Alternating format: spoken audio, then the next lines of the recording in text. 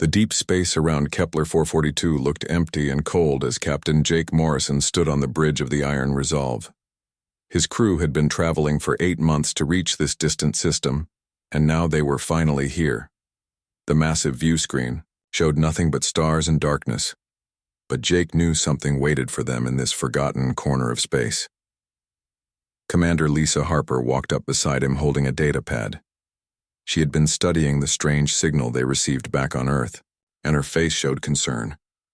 The signal came from Xerion Prime, a planet that every species in the galaxy feared. No one had ever successfully lived there and survived to tell about it. "Captain, we're getting close to the source," Lisa said quietly. "The signal is definitely coming from the planet itself." Dr. Ben Rodriguez joined them from his science station. He was the smartest person on the ship and had spent months trying to understand what they were heading toward. His usual calm expression looked troubled. "This doesn't make sense," Ben said, shaking his head. "Xerion Prime is supposed to be impossible to survive on. The gravitational fields alone should crush any living thing. The atmosphere is toxic, and the seismic activity never stops." Jake looked at the tactical display showing their approach vector. The Galactic Council had marked this entire system as forbidden territory over 300 years ago. Ships that entered this space simply disappeared and were never heard from again, yet somehow a signal was coming from the Deathworld itself. "What kind of signal are we talking about exactly?" Jake asked. Ben pulled up the analysis on his screen. "It's not just a distress call. The mathematical patterns are incredibly complex. Whatever sent this has advanced intelligence and sophisticated technology." Lieutenant Kevin Barnes approached from the weapons station. He was their military specialist and always looked ready for trouble. His job was to keep the crew safe, and he took that responsibility seriously. "Sir, long-range sensors are picking up something unusual," Kevin reported. "There are artificial structures in orbit around the planet." The main screen switched to show what their sensors detected. Massive metal frameworks surrounded Xerion Prime like a cage. The structures were clearly built by intelligent beings, but they looked unlike anything in the galactic databases. The engineering principles seemed impossible. "Those are mining platforms," Lisa said with amazement. "They're harvesting energy directly from the planet's magnetic field." Dr. Amy Peterson looked up from her cultural analysis station. She studied alien civilizations and had never seen anything like this. The power requirements alone would be enormous. Whatever built these has technology beyond most galactic species. Jake felt a chill run down his spine. They had come here expecting to find survivors in need of rescue. Instead, they found evidence of a civilization that had not just survived on a death world, but had thrived there. The implications were terrifying. "Captain, incoming transmission," called Communications Officer Paul Martinez from his station. "It's coming from one of those orbital platforms." "Put it through," Jake ordered. The bridge speakers crackled with static. Then a voice spoke in broken, standard galactic language. The words were careful and halting as if the speaker was unfamiliar with the tongue. "Human ship. We see you. We are Zerathi. We have waited long time. You bring salvation, yes?" The bridge fell silent. Everyone stared at each other in shock. Somehow, the beings on this death world knew they were human before they had even identified themselves. "How did they know our species?" whispered Dr. Carol Stevens from her psychology station. Jake stepped forward toward the communications panel. "This is Captain Morrison of the Earth vessel Iron Resolve. We received your signal and came to investigate. Are you in need of assistance?" There was a long pause. Then the alien voice spoke again. "Yes, assistance, we need help. Our world dies. Our people die. You come at right time. We prepare welcome." On the tactical display, Kevin watched as a sleek vessel emerged from behind one of the orbital platforms. The ship moved with impossible grace through the dangerous gravitational fields around Xerion Prime. Its hull appeared to be made of some dark material that seemed to absorb light. "That ship is heading straight for us," Kevin reported. "Should I raise shields?" Jake considered the options. They were deep in unexplored space with no backup. If these aliens were hostile, the Iron Resolve would have to handle the situation alone. "No shields yet, but keep weapons ready." Jake decided. Let's see what they want. The alien vessel approached with smooth movements that showed complete mastery of the local space conditions. As it drew closer, the sensors revealed more details about its construction. The ship looked organic, almost like it had been grown rather than built. Captain, I'm reading massive energy signatures from that vessel, Ben reported with concern. Whatever powers that thing is beyond our current technology. Lisa studied the approaching ship on her scanners. The hull appears to be adaptive. It's changing shape slightly to optimize for the gravitational stresses in this area. The alien voice spoke again through the communication system. We come aboard your ship now. We talk face to face. We show you our need. You understand then? Jake looked around at his crew. Everyone was tense but ready. They had trained for first contact situations, but nothing had prepared them for this. Meeting survivors from the galaxy's most feared death world was not in any of their protocols. Very well, Jake replied. You may dock with our ship. We will meet in Cargo Bay 2. The alien vessel moved alongside the Iron Resolve with precise control. Docking clamps engaged with mechanical sounds echoing through the hull. Jake gathered his senior staff and headed for the cargo bay. Whatever these Zarathi were, they had survived on a planet that killed everything else. That alone made them dangerous. As they walked through the corridors, Paul Martinez fell into step beside Jake. Sir, are we sure about this? These beings have lived on a death world their entire existence. They might not think the same way we do. Jake nodded grimly. That's exactly what I'm worried about, Paul. Stay alert, everyone. We don't know what we're dealing with here. The cargo bay doors opened and the human crew waited to meet the mysterious Zarathi. They were about to discover that some survivors were more dangerous than the worlds that forged them. The airlock hissed open and the first Zarathi stepped into the cargo bay. Jake Morrison had seen many alien species during his career, but nothing had prepared him for this. The creature stood 8 feet tall, with a chitinous exoskeleton that looked like natural armor. Its limbs were thick and powerful, and its eyes glowed with an inner light that seemed almost predatory. 2 more Zarathi followed the first one into the bay. They moved with fluid grace despite their massive size, and Jake noticed they seemed completely comfortable in the artificial gravity of the human ship. Their breathing apparatus suggested they could survive in almost any atmosphere. The lead Zarathi stepped forward and spoke in the same halting standard galactic they had heard over communications.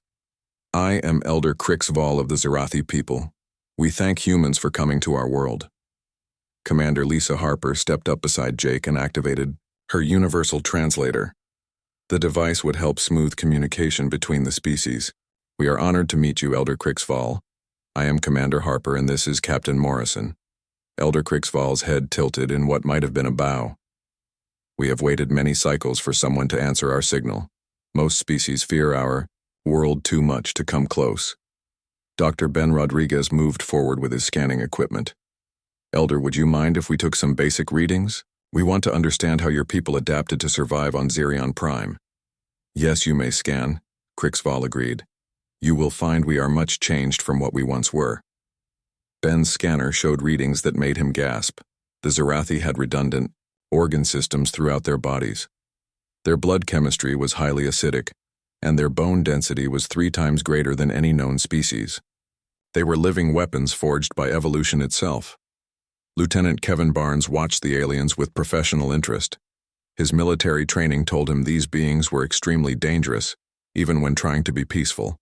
Their casual movements suggested incredible strength, and their reaction times appeared to be much faster than human normal. Elder Crixval, you mentioned your people need help, Jake said carefully. What kind of assistance are you looking for? The alien leader's expression grew sad. Our world is dying faster than ever before. The seismic activity increases each year. The magnetic storms grow stronger. Most important, our people can no longer reproduce successfully in these conditions. Dr. Amy Peterson activated her cultural analysis protocols. How many of your people remain? Fewer than 10,000, Crixval replied. Once we numbered in millions. Now we face extinction despite our strength. Lisa studied the readings from Ben's scanner. Your people have incredible adaptations. You can survive in near-vacuum conditions and your hibernation abilities are remarkable. How did evolution produce such changes? Krixval made a sound that might have been laughter. Evolution did not choose these changes, Commander Harper. Zerion Prime forced them upon us. Adapt or die. Only the strongest survived each generation. The alien gestured toward the walls of the cargo bay. Your ship is well built, but it could not survive one day on our world's surface. The gravitational shears would tear it apart. The acid rain would dissolve your hull. The seismic shocks would shatter your equipment. Jake felt a chill at the casual way the alien described conditions that would instantly kill any human. Yet your people not only survived, but built orbital platforms and advanced technology. We had no choice, Krixval said simply. Weakness means death on our world. We became what we needed to become. Dr. Carol Stevens approached with her psychological evaluation equipment. Elder, may I ask about your people's social structure? How do you organize your society? Survival comes first always, the alien replied. The strong protect the weak when possible, but individual survival cannot be sacrificed for group survival. This is our primary law. Kevin Barnes noted how the other Zerathi positioned themselves to cover all exits from the cargo bay. Even in friendly conversation, they maintained tactical awareness. These beings thought like warriors at all times. You mentioned wanting to spread beyond your dying world, Jake said. What exactly are you proposing? Krixval's eyes brightened with something that looked like hunger. We wish to find new worlds where our people can live and grow strong again. But we need help identifying suitable planets and transportation to reach them. Paul Martinez had been quiet during the exchange, but now he spoke up. What kind of worlds would be suitable for your people? The alien considered the question. Worlds that others call harsh or dangerous. Worlds with strong gravity, unstable weather, predatory life forms. Such places make us feel comfortable. Amy Peterson made notes on her cultural pad. The Zerathi preferred conditions that would terrify most galactic species. They had been shaped by their harsh world to the point where normal habitable planets would seem boring or weak to them. Elder, we would be interested in seeing your home world and learning more about your people, Jake said. Would it be possible for some of our crew to visit the surface? Krixval looked surprised. You would come to Zerion Prime itself? Most species cannot survive even in our orbital stations. Ben Rodriguez stepped forward eagerly. We have environmental suits and protective equipment. We would very much like to study how your people live. The alien leader discussed something with his companions in their own language. The conversation involved harsh clicking sounds and guttural tones that the universal translator could not handle. Very well, Krixval finally said. You may visit our underground cities, but you must understand, our world will try to kill you at every moment. We cannot guarantee your safety even with our protection. Lisa looked at Jake with concern. Visiting the surface of a death world was incredibly dangerous, but the scientific opportunities were enormous. They might learn things that would benefit all of humanity. We accept the risk, Jake decided. When can we make the journey? Now, if you wish, Krixval replied. Our ship can transport your people safely to the surface, but first we must provide you with proper protection. The alien reached into a container his companions carried and withdrew what looked like a second skin made of the same dark material as their ship. These suits will keep you alive in our world's environment. They adapt to local conditions automatically. Kevin Barnes examined the suit with professional interest. The technology was far beyond anything in human databases. The material felt alive under his fingers and seemed to respond to his touch. This is incredible engineering, Ben said with admiration. How does it work exactly? Krixval's expression became guarded. Ancient technology from before the great dying of our world. Much knowledge was lost, but some secrets remain. Jake sensed there was more to the story, but decided not to push for now. Very well, Elder. Let us prepare for the journey to your world. This will be humanity's first visit to a true death world. As the Zerathi prepared to escort the humans to their ship, Jake couldn't shake the feeling that they were walking into something much more dangerous than they realized.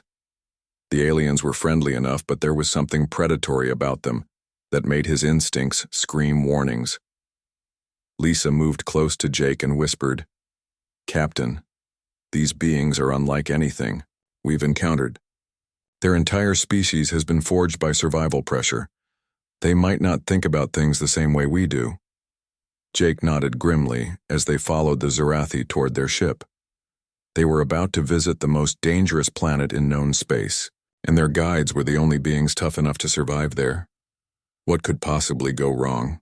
The journey to Zirion Prime's surface took 3 hours in the Zarathi transport vessel. Jake Morrison and his team wore the alien protective suits and tried not to think about the hostile environment waiting below. The ship descended through atmospheric layers that would have destroyed any normal spacecraft. Elder Crixfall guided them through massive underground chambers carved directly from solid rock. The Zarathi cities were built like fortresses, designed to withstand constant earthquakes and environmental disasters. Everything was functional and brutal with no decoration or comfort features. "This is where my people live," Crixfall explained, as they walked through corridors lined with the same dark adaptive material. "We have over 50 cities like this scattered across the planet. Each one can support thousands of our people during the worst surface storms." Dr. Ben Rodriguez marveled at the engineering. The tunnels were perfectly designed to flex with seismic activity without collapsing. The air circulation systems handled toxic atmospheric gases while providing breathable air for the inhabitants. Commander Lisa Harper noticed there were no young Zarathi visible anywhere in the city. "Elder, where are your children? We haven't seen any juveniles since we arrived." Crixfall's expression grew dark. "That is our greatest problem, Commander. Our reproduction rate has dropped to almost nothing. The environmental stresses have made successful breeding nearly impossible." Lieutenant Kevin Barnes studied the Zarathi weapons mounted on the walls. They looked like they could punch through starship armor. Every tool and device in the city was built to deadly specifications. After touring the underground facilities, Elder Crixval made an unexpected request. "Captain Morrison, we would very much like to see your ship in detail. We wish to understand human technology and how you survive in space." Jake considered the request carefully. The Iron Resolve contained classified human technology, but establishing good relations with the Zarathi might be worth some information sharing. "Very well, Elder. We would be happy to show you our vessel." The return journey to orbit gave Jake time to think about what they had learned. The Zarathi were incredible survivors, but their species faced extinction. They were looking for help from humanity to find new worlds and expand beyond their dying planet. Back aboard the Iron Resolve, Elder Crixval and 2 other Zarathi followed Jake's team through the ship's corridors. The aliens seemed impressed by human engineering, but Jake noticed they were also analyzing everything with tactical awareness. "This is our recreation facility," Lisa said as they entered the ship's entertainment area. "Humans need relaxation, time during long space voyages." Crixval stopped in front of a holographic display showing archived footage from Earth. The images showed humans engaged in various sports and recreational activities. His expression grew confused as he watched. "Commander Harper, what is this human doing?" he asked, pointing at footage of a rock climber scaling a cliff face. "That's recreational climbing," Lisa explained. "Humans enjoy challenging themselves against dangerous terrain for entertainment." The alien leader's eyes widened in what might have been shock. "This human chooses to climb a deadly precipice for pleasure, not for survival or necessity?" Chief Engineer Paul Martinez activated another display showing extreme sports footage. "Oh, that's nothing, Elder. Look at this." The screen showed humans base jumping from aircraft, surfing massive ocean waves and racing vehicles at incredible speeds. The Zarathi watched in growing amazement and horror. "These humans deliberately seek out danger," Crixval said with disbelief. "They place themselves in situations that could easily result in death." Dr. Carol Stevens joined the conversation with her psychological analysis. "Elder, humans have an unusual relationship with risk. We often pursue dangerous activities because they stimulate our nervous systems and make us feel alive." Ben Rodriguez pulled up historical files showing human extreme environments. "We also live in very diverse conditions on our homeworld. Humans can be found in Arctic regions, tropical jungles, high mountains, and deep deserts. Krixval studied the images with growing concern. Your world has many different hostile environments? How do humans survive such diversity? We adapt our technology and behavior to each environment, Amy Peterson explained. But humans actually enjoy the challenge of surviving in difficult places. The alien leader was quiet for a long moment. Then he asked a question that chilled everyone present. Captain Morrison, are you telling me that humans voluntarily subject themselves to conditions that would challenge Zarathi survival instincts? Jake realized the conversation had taken a dangerous turn. The Zarathi were beginning to understand something about humanity that most species never discovered. Elder, humans do tend to seek out challenges that others might avoid. Kevin Barnes decided to change the subject by showing the Zarathi their training facilities. This is where we maintain our physical conditioning during space travel. The gym contained equipment for strength training, combat practice, and endurance exercises. Holographic opponents provided realistic combat simulation for the crew's military. Training Krixval watched a recorded training session where Kevin sparred against multiple holographic attackers. The human moved with speed and precision, using techniques designed to efficiently disable opponents. This is military training? The alien asked quietly. Basic self-defense and physical conditioning. Kevin replied casually. Your people train for combat during peaceful exploration missions? Jake felt the conversation slipping into dangerous territory. Elder, human crews need to be prepared for unexpected situations. But Krixval was not satisfied with that explanation. Captain, may I ask about human military capabilities? Your species must be formidable warriors to survive on such a diverse and dangerous world. Carol Stevens tried to deflect the question. Elder, humans prefer peaceful solutions to conflicts. Whenever possible, the alien leader's expression suggested he was not convinced. Yet your people voluntarily expose themselves to dangers that would kill most species. They train constantly for combat even during peaceful missions. They seek out hostile environments for entertainment. Paul Martinez made the mistake of showing historical footage to illustrate human adaptability. The recordings showed human conflicts, military technology, and weapons systems throughout history. Krixval watched footage of human warfare with growing alarm. He saw orbital bombardments, planetary invasions, and weapon systems capable of destroying entire cities. His understanding of humanity began to shift dramatically. Captain Morrison, he said slowly, what kind of world produced your species? Lisa tried to explain. Earth has many challenges, Elder, but humans have learned to work together to overcome them. No, Krixval said firmly. I begin to understand now. Your world is a death world too. You simply do not recognize it as such because you evolved there. That's the key. Alien leader turned to face Jake directly. Humans are not saviors coming to rescue the Zarathi. You are apex predators from another death world, perhaps even more dangerous than we are because you disguise your predatory nature. Ben Rodriguez tried to object. Elder, humans are a peaceful species that explores space to learn and discover new things. Krixval made that sound that might have been laughter again. Dr. Rodriguez, peaceful species do not develop weapons capable of cracking planets. They do not train constantly for warfare. They do not seek out dangerous environments for recreation, the key. Alien looked around at the human crew with new understanding.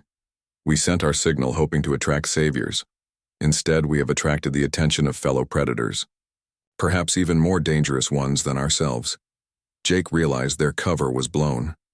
The Zarathi had figured out that humans were not the harmless explorers they pretended to be. The situation had just become much more complicated and potentially deadly.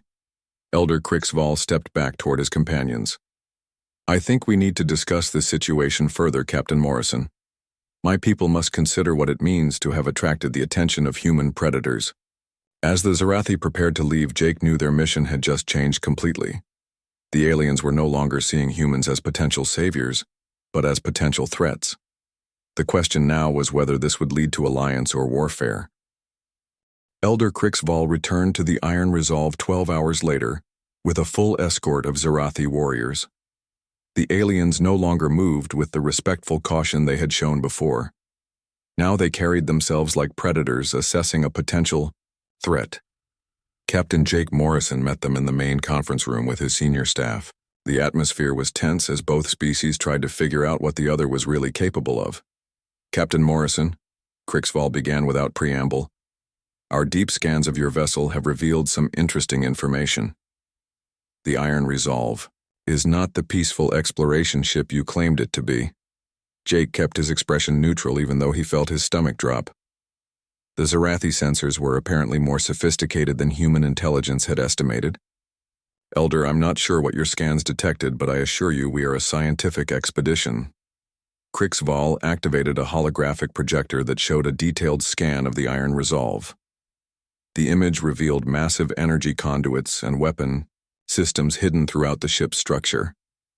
These are gravitic manipulation arrays, the alien said, pointing to specific sections of the scan. Weapons capable of generating artificial gravity fields strong enough to collapse small moons. Commander Lisa Harper tried to maintain their cover story. Elder, those are simply our navigation and propulsion systems. No, Commander Harper, Crixval replied firmly. We Zarathi know weapons when we see them. Our survival has depended on recognizing threats for countless generations. Dr. Ben Rodriguez studied the alien's scan in amazement. The Zarathi sensors had penetrated their ship's shielding and detected systems that were supposed to be completely hidden. Lieutenant Kevin Barnes shifted slightly in his chair, ready to act if the situation turned violent. But he realized the Zarathi had probably already identified all the human defensive positions aboard the ship. Elder Crixval, Jake said carefully, even if your scans detected weapon systems, that doesn't change our peaceful intentions. The alien leader made that sound that might have been laughter. Captain, your ship carries enough firepower to sterilize an entire planet. No peaceful exploration vessel needs such capabilities. Technical specialist Ryan Clark had been quiet during the exchange, but now he spoke up. Elder, how exactly did your sensors penetrate our shielding? That should have been impossible. Crixval's expression became predatory. Specialist Clark, we have been analyzing your technology since you arrived. Your shielding is effective against most species, but we Zarathi have unique advantages. The alien gestured to one of his companions who activated their own holographic display. The image showed the Iron Resolve's weapon systems in incredible detail, including specifications that were classified at the highest levels. Adaptive nanobotic swarms in your cargo holds, Crixval continued. Self-replicating systems capable of consuming entire fleets. Quantum disruption torpedoes that can tear holes in space-time itself. Dr. Carol Stevens realized the full scope of what the aliens had discovered. How could you possibly know about classified human weapon systems? Because, Dr. Stevens, we recognize the signatures of planet-killer technology when we encounter it. Our own survival has required us to develop similar capabilities. Abila Wom. Martinez looked shocked. You're saying the Zarathi have weapons comparable to our most advanced systems? Comparable? No, Engineer Martinez. Superior would be more accurate. The alien activated another display showing Zarathi weapon designs. The technology was unlike anything in human databases, but the destructive potential was clearly enormous. You see, Captain Morrison, both our species face the same fundamental problem. We are apex predators from deathworlds. Normal weapons are insufficient for our survival needs. Jake realized their situation had become much more dangerous.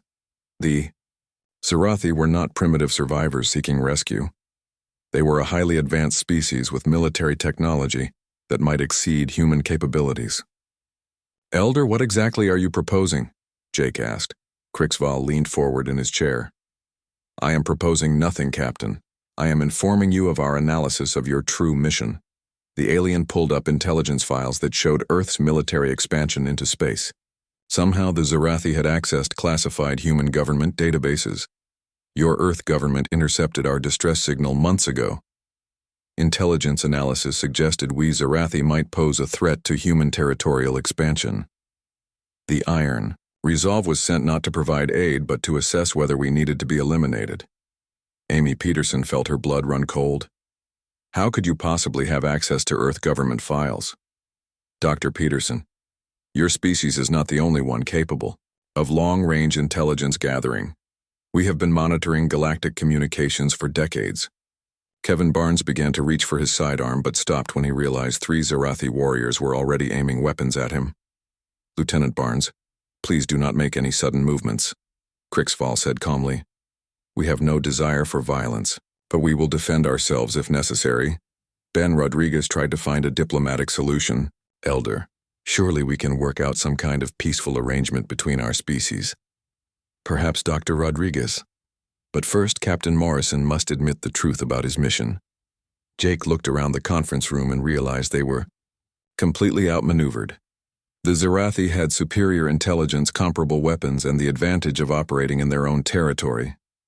"Very well, Elder," Jake said finally.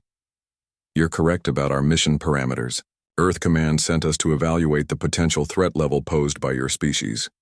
Crixval nodded with satisfaction. "Thank you for your honesty, Captain. Now we can discuss the real situation." The alien leader stood and walked to the conference room's viewport. Outside, Zarian Prime continued its violent dance of seismic activity and magnetic storms. "Both our species evolved on Deathworlds, Captain Morrison. Both developed advanced military technology to ensure survival. Both expanded into space, seeking resources and territory." Lisa realized where this was heading. "You're saying we're natural enemies competing for the same galactic resources?" "Not necessarily, Commander Harper. There is another possibility." Crixval turned back to face the humans. "What if instead of competing, our species formed an alliance?" Carol Stevens looked confused. "An alliance? For what purpose?" The alien leader smiled, showing teeth that looked designed for tearing flesh. "To protect the galaxy from threats that neither of our species could handle alone, of course." Ryan Clark understood the implications immediately. "You're talking about conquest disguised as peacekeeping operations." Specialist Clark, that is such an ugly way to describe noble work. We prefer to think of it as providing stability and security to weaker species who cannot protect themselves. Jake felt a chill as he realized what the Zarathi were really proposing. They wanted humanity to join them in conquering the galaxy, while claiming they were helping other species.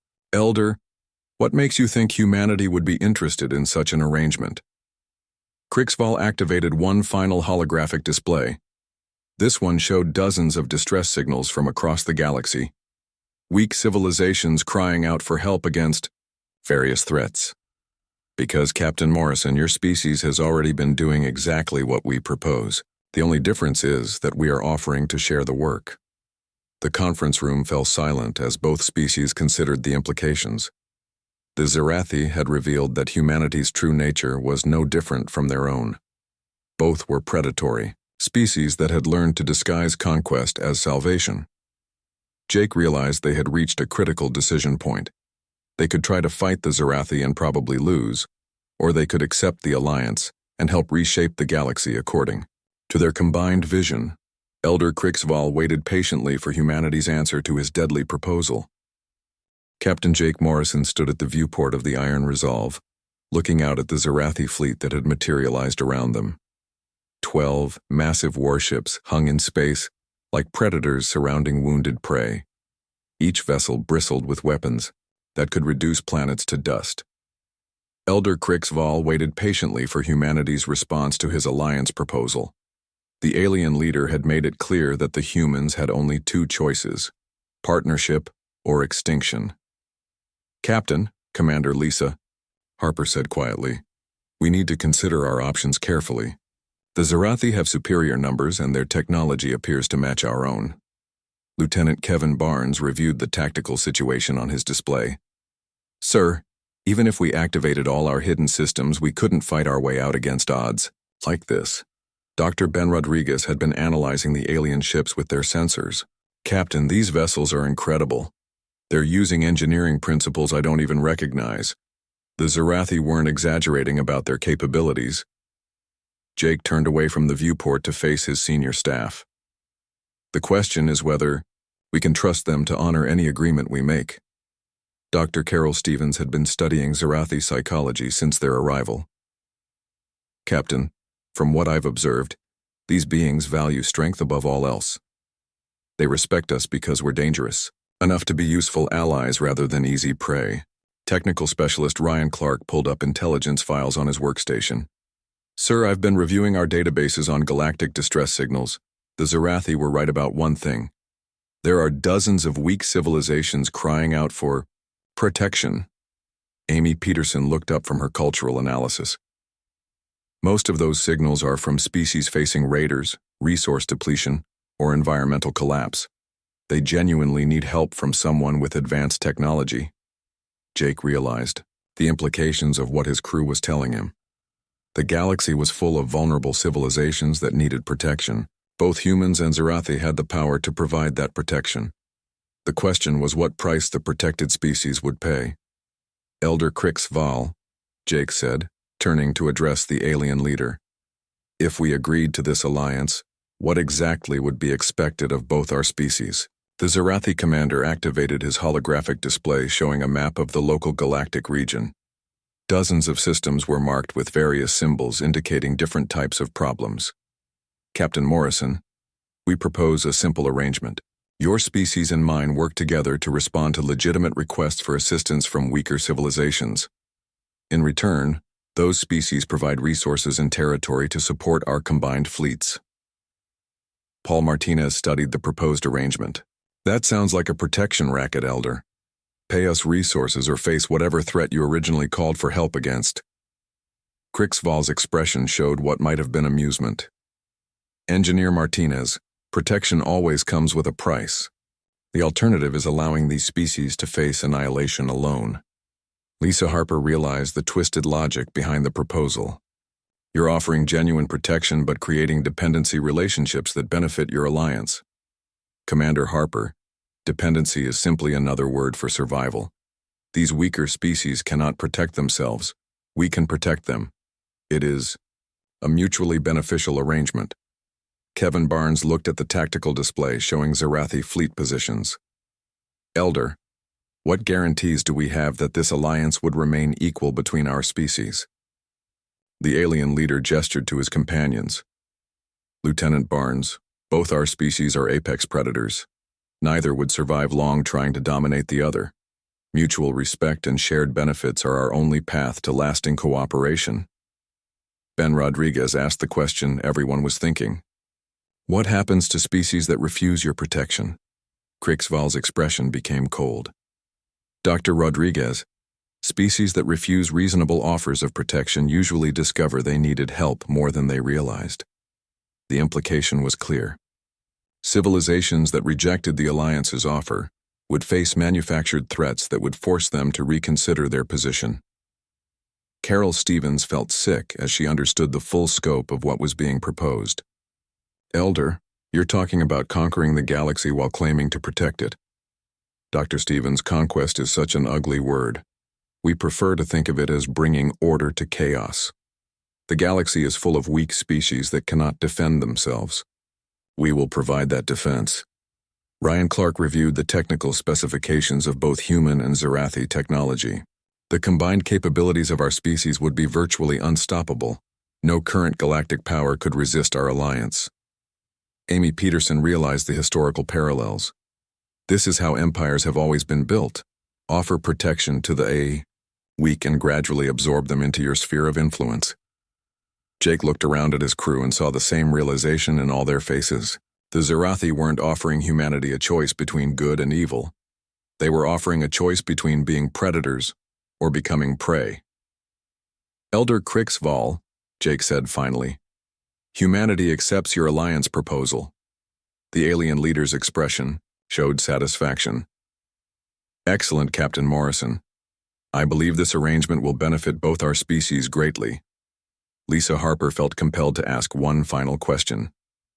Elder, what about our principles? Both our species claim to value freedom and self-determination. Crixval made that sound that might have been laughter. Commander Harper, freedom is a luxury that only the strong can afford. We will provide that strength to those who cannot provide it for themselves. The holographic display changed to show their first joint mission target. A peaceful agricultural world whose inhabitants had sent multiple distress calls reporting raids by space pirates. The Valdari system has been requesting assistance for months, Kriegsval explained. Their planet produces food for several neighboring systems, but they cannot defend themselves against raiders. Kevin Barnes studied the mission parameters. What kind of protection are we offering them? Complete security, Lieutenant Barnes. Our combined fleets will eliminate the raider threat permanently. In return, the Valdari will provide 20% of their agricultural output to supply our operations. Ben Rodriguez realized the elegant simplicity of the arrangement. We solve their immediate problem and create a long-term relationship that benefits everyone. Exactly, Dr. Rodriguez. The Valdari get security, we get resources, and the region becomes more stable. Paul Martinez looked at the tactical requirements. What happens when other species see how well this arrangement works for the Valdari? Elder Kriegsval's smile was predatory. Then Engineer Martinez, they will begin sending their own requests for assistance. The galaxy is full of problems that require solutions. Jake realized they were about to become part of something much larger than a simple rescue mission. How many species are we talking about eventually? The alien leader gestured to the star map. All of them, Captain Morrison. Every species in the galaxy will eventually require our protection. It is simply a matter of time and proper presentation. Carol, Stevens made a final log entry as the combined human Zarathi fleet prepared to depart for the Valdari system. Personal log, Dr. Stevens. Today we learned that the most dangerous predators in the universe aren't the ones who hunt for food or territory. They're the ones who hunt because they've convinced themselves and everyone else that they're providing a necessary service. The Iron Resolve took position in the formation alongside Zarathi warships as they prepared to jump to their first joint mission. Their new allies had taught humanity an important lesson about survival in a hostile galaxy. Sometimes the greatest threat to freedom wasn't conquest or destruction. Sometimes it was salvation offered by those strong enough to enforce their own definition of what salvation should look like. As the combined fleet engaged their faster-than-light drives, Jake Morrison realized that humanity had just become partners in reshaping the galaxy, according to the vision of two species that evolution had forged into perfect predators. The Valdari were about to discover that their prayers for salvation had been answered by the two most dangerous species in known space. They would get exactly the protection they had asked for, whether they wanted it or not.